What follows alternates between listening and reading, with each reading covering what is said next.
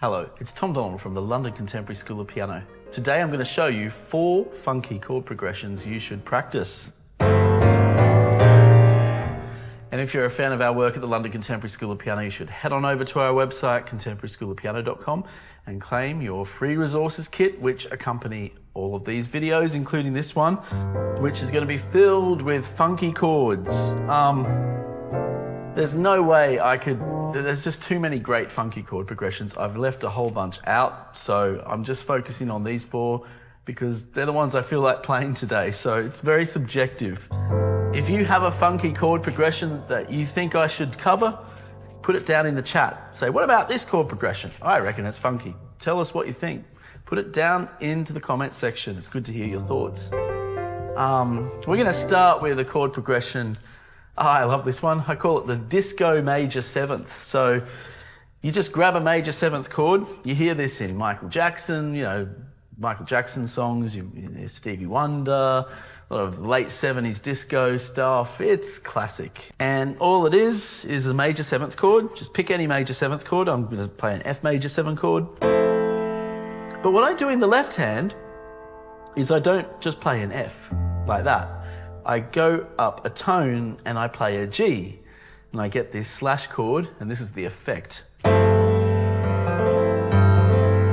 quite a jazzy chord, you could say, that creates a 9th in the chord, but the 9th is in the bass. There's a bit of theory for you, but it's basically a slash chord, F major 7 over G. Okay, now I'm going to put a bit of a funky groove on this.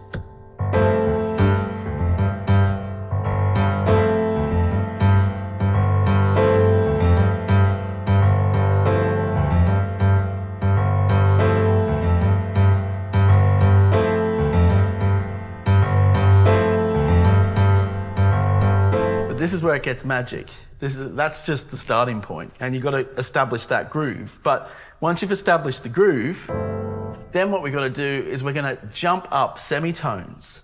And this is where it just sounds just magical. It's such a simple idea. You just get that lush, magic sounding chord, major 7th with the G in the bass, and you just move everything up a semitone, a half note. So we're going to a G flat major 7 with an A flat in the bass. So it's like this.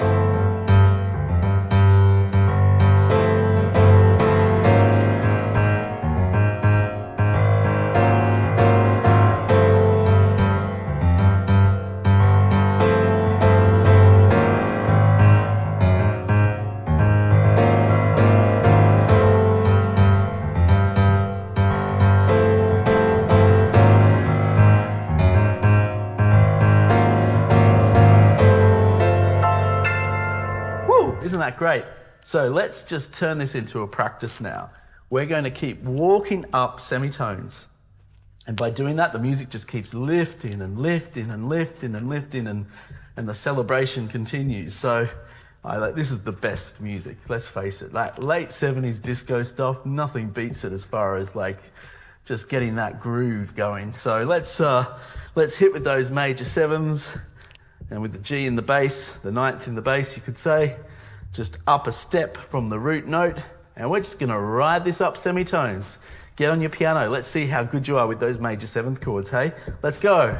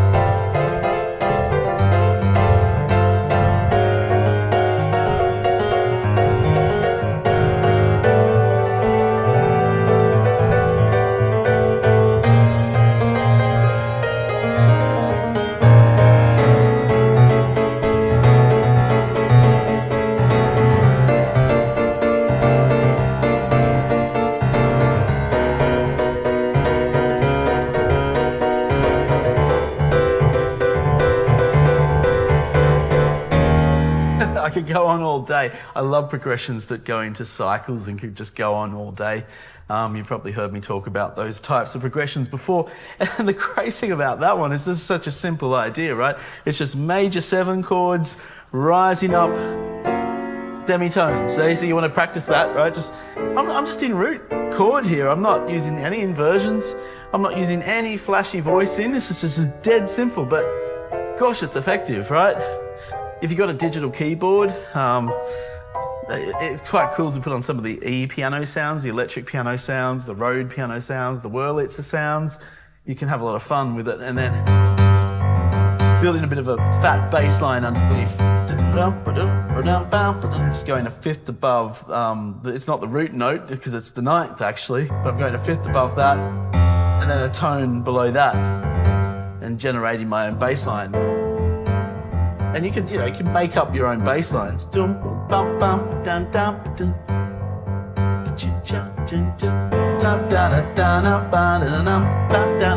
just generate your own bass lines with those combinations of notes.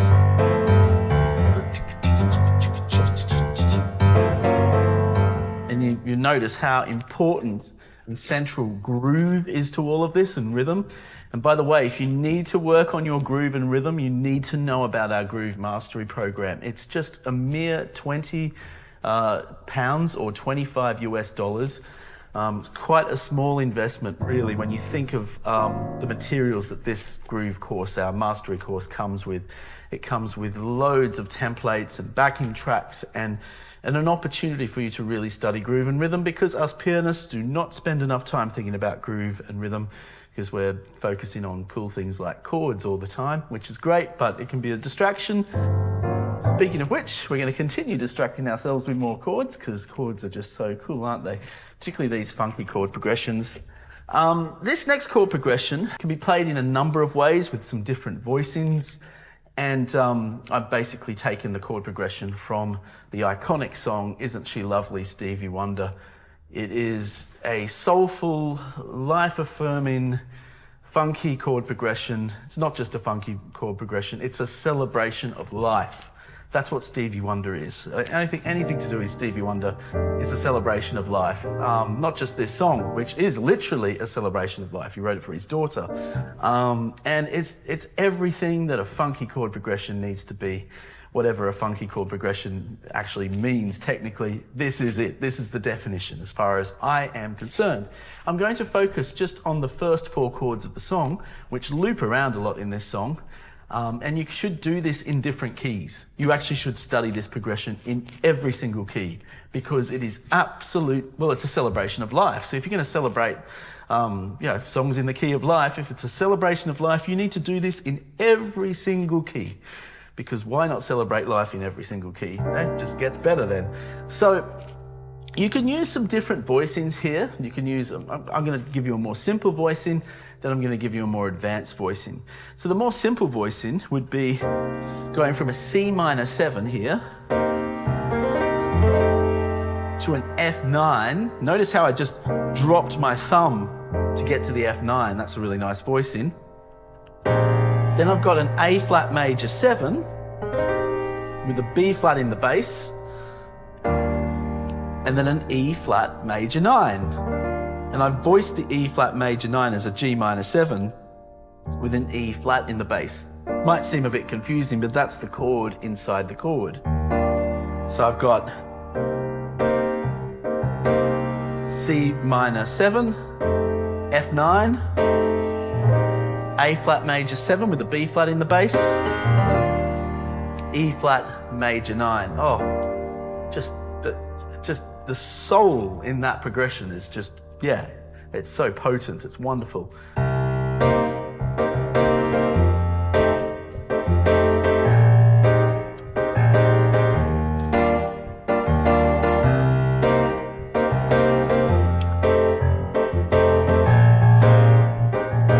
Now we'll just get into the groove now.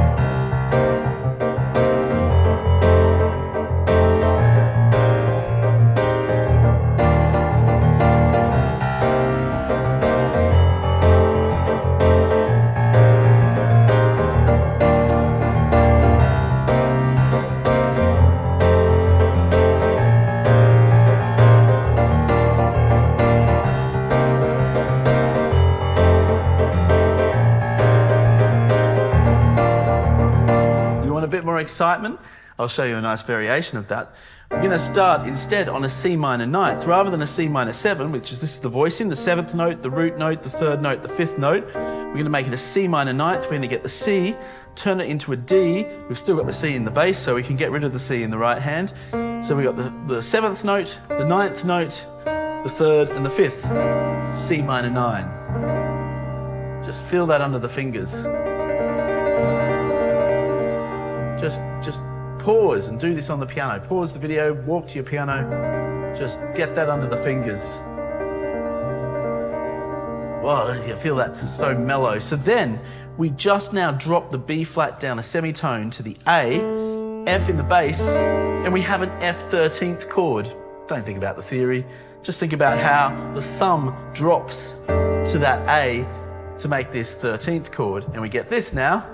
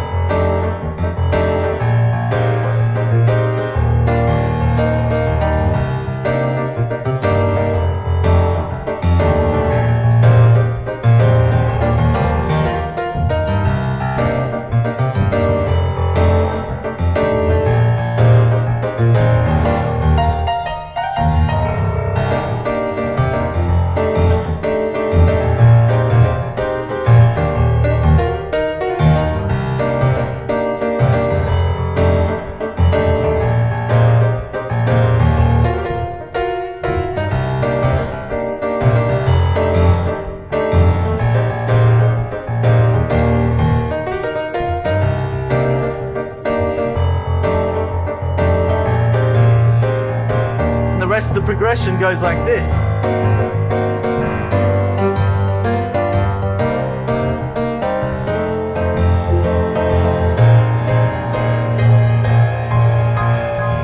I made a small mistake there. I meant to play A flat major 7 here.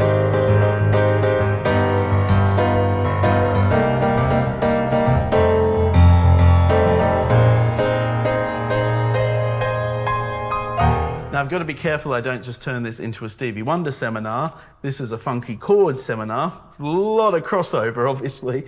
But we're going to do this in some other keys. And I just really want to focus on the first 4 chords of the progression, because that in of itself is a magical chord progression. And you marry it with some groove, a bit of, you know, what am I doing in the bass? Just lots of, I'm not doing any real rocket science in the left hand, actually. It might sound like it. There might be a lot of coordination needed. That's true. A bit of slow practice, coordinating our left and right hand and thinking rhythmically. That's why the groove course is so important. Groove is so important. But really, I'm not doing anything particularly complex in the left hand as far as notes are concerned. They're just broken octaves and they're just contributing to the rhythm of the progression. So let's just do this in another key. Let's go up to C sharp minor and do it in C sharp minor / E major in that key. Same progression, up semitones. We're going to move up semitones and do this in as many keys as we can, because you really want to learn this across as many keys as you can do. Let's go. C sharp minor.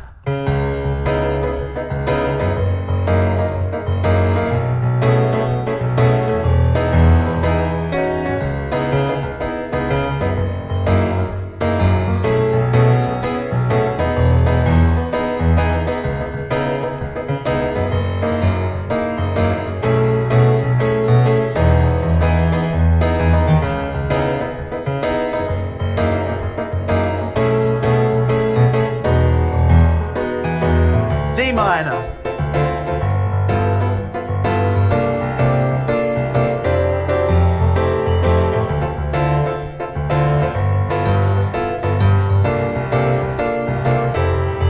E flat minor.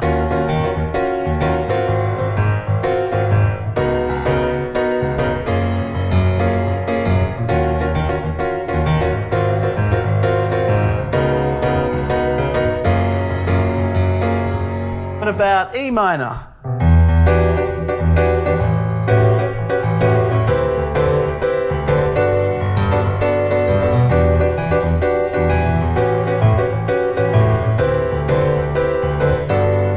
F minor.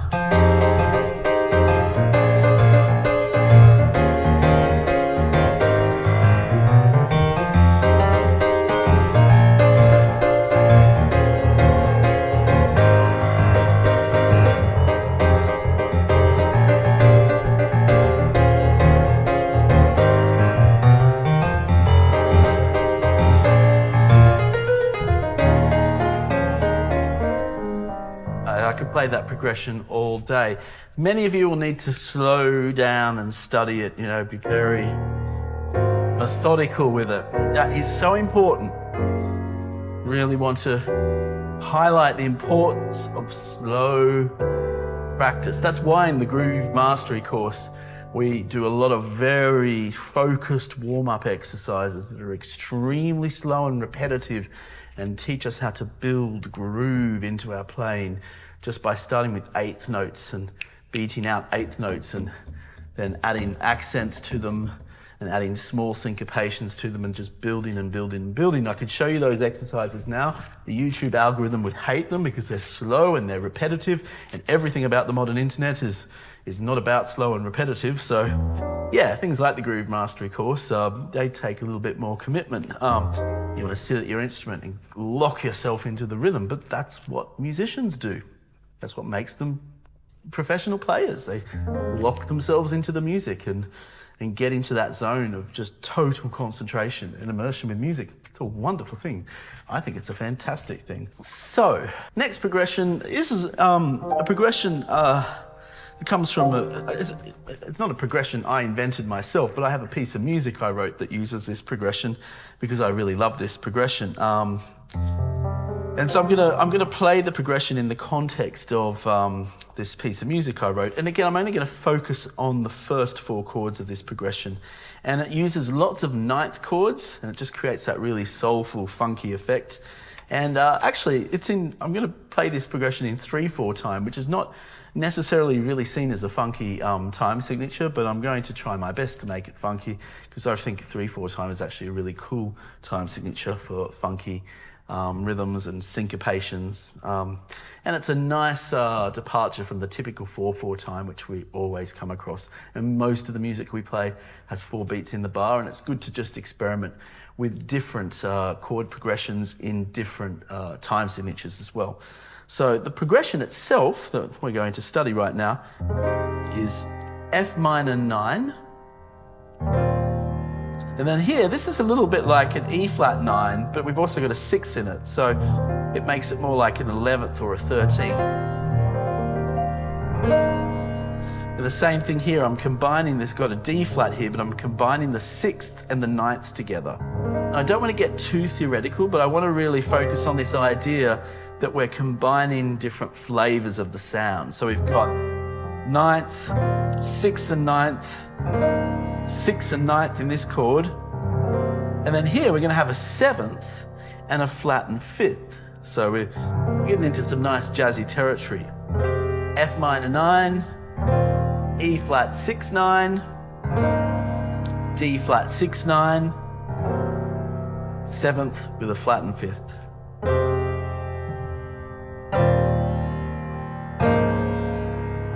You could also call it a sharpened 4th.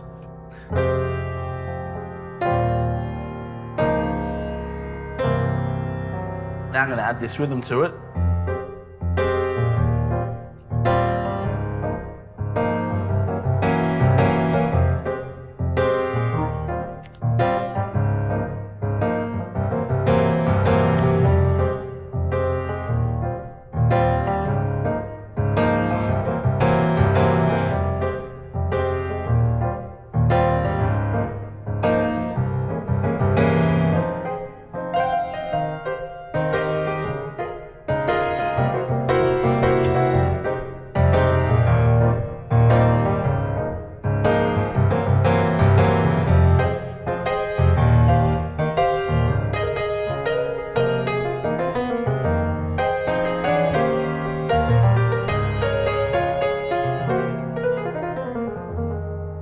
And if I complete the progression, I can do this.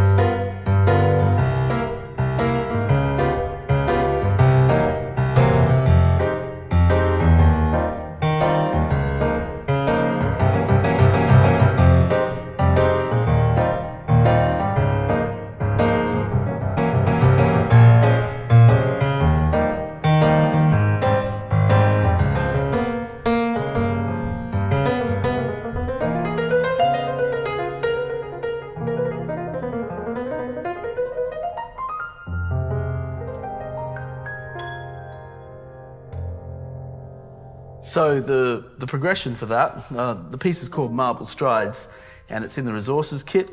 I also have a recording of that piece on Bandcamp, which you can have a listen to if you'd like to. Check it out. It's more of a longer solo version of it. That's the Dark Horse one because it's a slower, more drawn back progression. Perhaps some people wouldn't say it's particularly funky. I think it is. It's got it's what I would say a darker, funky feel to it, which I quite like. I find quite irresistible on the piano. I know this is all very subjective territory. Music is subjective. No opinion of music is totally set in stone, let's be honest. So then let's now move to the last progression. This last progression I think is funk, bread and butter. And it's based on a very simple idea. It's got just a nice 2-5-1 pass inside of it. And really, otherwise it would just be this. It would just be C minor 7. Let's put 7s in everything. We gotta put 7s in everything. We're being funky, aren't we? So at least need 7s. C minor 7, A flat 7, G7. Oh yes, I can make it augmented if I want to, but you get the drift. G7, C minor 7. So I've got this. I get quite bluesy with that as well, can't I? But we're going to add more to that. So what we do is we add a passing 2-5-1 sequence to lead us to the A flat. So imagine that A flat was a scale of its own. Well, what's 2-5-1 of A flat? That would be B flat minor, E flat 7, dominant 7, A flat. So we're going to insert that progression into the C minor, A flat 7, G7, and it ends up doing this.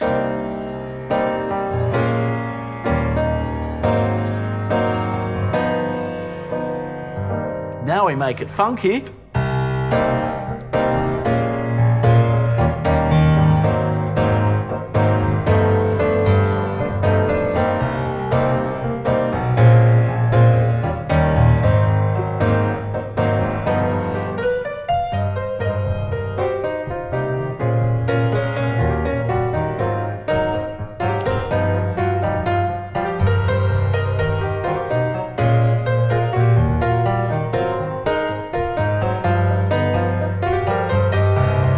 Fits like a glove to the C minor blues scale.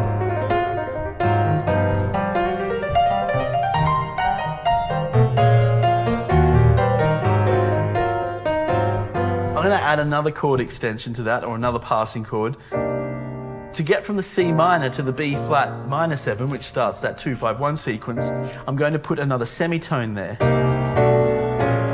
Woo! Yes! That's what I'm talking about.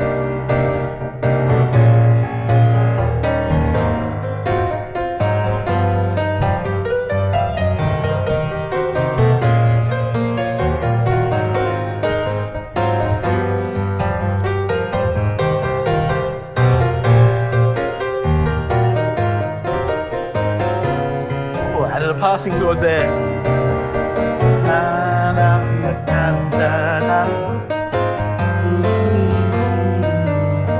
Let's do this in a couple of other keys. D minor.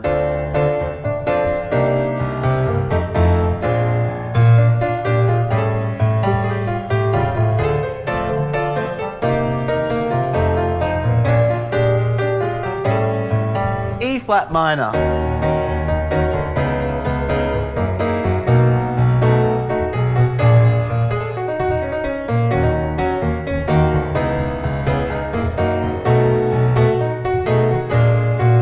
F minor.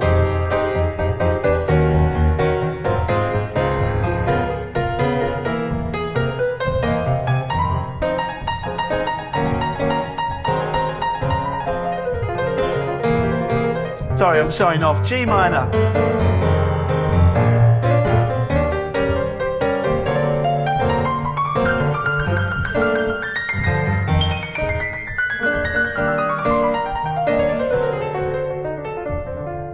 I don't expect you to be doing all of that sort of stuff overnight. And if you're really just struggling to keep up with this stuff, don't be disheartened. We have plenty of resources to help you take those more minutiae steps that you need to take to enhance your playing level. What most of you just desperately need is some structure. You're sort of moving around on YouTube, many of you making comments, oh, I wish I could do that, or how do I do this and that and that, and it's all, it's all wonderful. Don't get me wrong, I love modern communications. Let's do this in A minor while I talk to you about this. But you need a bit more structure. And you're only going to get more structure if you have a structured program, and that's where our Complete Musician course can really help you. I'll tell you one thing about our Complete Musician course: we're not reinventing the wheel. We talk a lot about chords, chords, chords and chords. We talk a lot about groove, groove, groove and groove, and improvisation and melody and all of the things that the 21st century piano student wants to do and play. We even talk a lot about classical music because a lot of people want to still play that wonderful repertoire as well. But it's a structured resource. It's not an algorithm. It's a structured resource where you can sit there and you can focus on those elements and build it up. And you're not going to, it's a 2-month program. You're not going to, and it's an online program with self-study, but it does come with our support. And we have a team of highly brilliant music educators who love helping solve people's problems, and you can email them anytime you want. There's a support email, and you have questions answered. You can even send them videos of you playing if you want, or you can be a bit more incognito if you want and just ask the occasional question, or just take it totally self-study with the hours of videos and content that come with the course, as well as the resources. It's totally up to you how you want to do these things.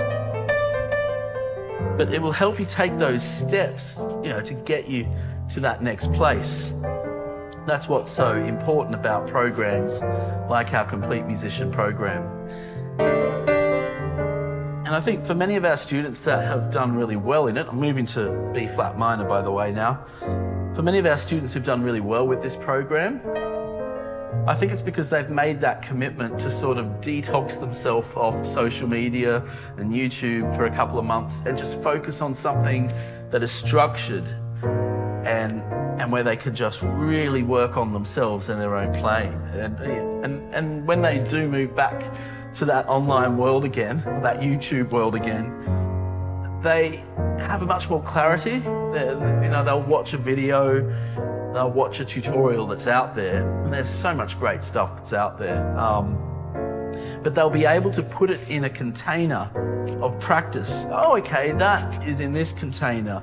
So their thinking is much more organized around the music, and they start to build their own practice templates of their own. It's about the key to being successful at this is not just have a music teacher bark orders at you. I don't want to ever bark orders at you. I want you to learn how to teach yourself better. That's what great coaching is about. And obviously, one-to-one, what we can do with our students in our coaching programs is incredible, because we can really teach our students how to coach themselves and work themselves through the challenges of playing music. But that's what we aim to do on this course as well, and we can it can be more economical in that sense. And that's the really important thing, the ability for you to filter the information, not be overwhelmed by the information, but to filter it and to apply it to your own needs and your own purposes. And that's what we do in the Complete Musician program. So if that's the sort of thing you'd be interested in, you can click on the link and you can enjoy that. Well, I've had a ball playing these funky progressions with you.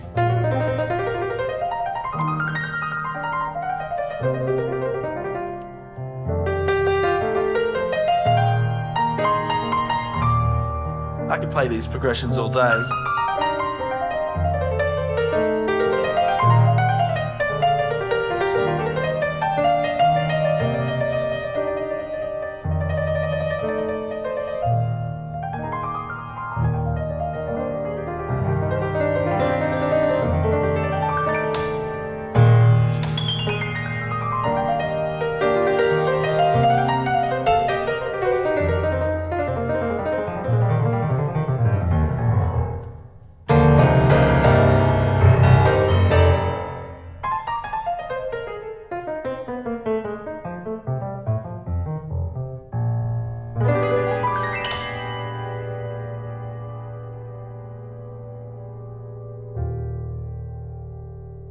Now get to the piano, start playing.